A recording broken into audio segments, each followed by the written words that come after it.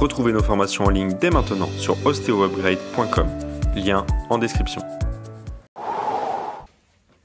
Gros module, là aussi, gros pavé, parce que ça doit vraiment vous inciter encore une fois à changer de modèle. Donc, on va parler du principe de fiabilité de l'examen clinique.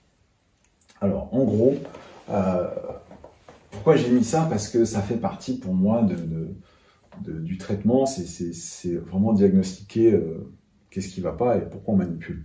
Et en gros, la plupart des tests, on va le voir, sont vraiment à revoir, enfin sont vraiment à revoir dans leur globalité, dans leur concept, dans leur fondement. Bref, quand on regarde le raisonnement clinique, alors surtout chez les ostéos, on peut se poser une question. Qu'est-ce que fait d'abord la main et ensuite le cerveau? Ou d'abord on réfléchit et ensuite on pose les mains? Parce que certains vont vous dire, surtout chez les traditionalistes, bah, rien qu'avec vos mains vous allez sentir et c'est ça qui va vous dire. Vous avez les mains qui sentent, pensent et voient, les doigts qui sentent, pensent et voient. Alors aussi, c'est un gros problème d'étymologie. Ils ne voient pas, c'est les yeux qui voient.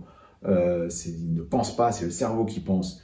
Il faut vraiment arrêter d'utiliser des métaphores comme ça qui vont faussement vous faire croire que vous êtes Dieu et que vous palpez n'importe quoi et que vous êtes capable, avec la palpation, de deviner n'importe quelle pathologie. Il faut arrêter. Donc, toujours se poser la question de ce qui est fiable en fait. Parce que posez-vous la question, le jour où vous aimeriez être traité, qu'est-ce que vous voudriez qu'on utilise comme moyen? Plutôt fiable ou pas fiable? Moi, je préfère fiable. Bon.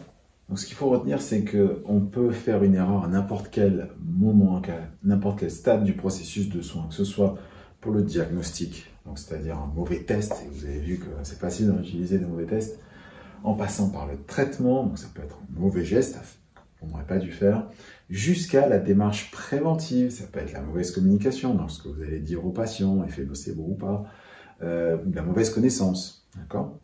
Donc l'erreur est humaine, comme on dit, mais ça peut être à n'importe quel stade du processus de soin. Notre but, c'est quand même d'éviter un maximum les erreurs.